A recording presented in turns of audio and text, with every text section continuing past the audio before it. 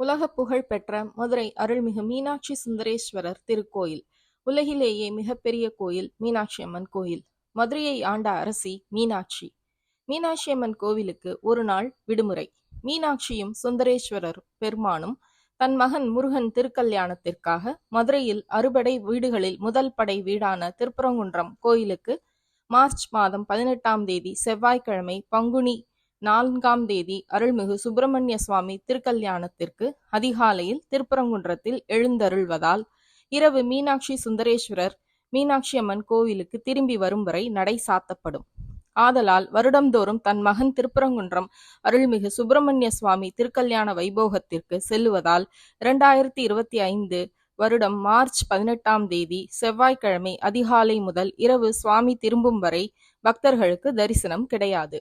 இது போன்ற ஆன்மீக செய்திகளுக்கு பத்மம் யூடியூப் சேனலை சப்ஸ்கிரைப் பண்ணுங்க.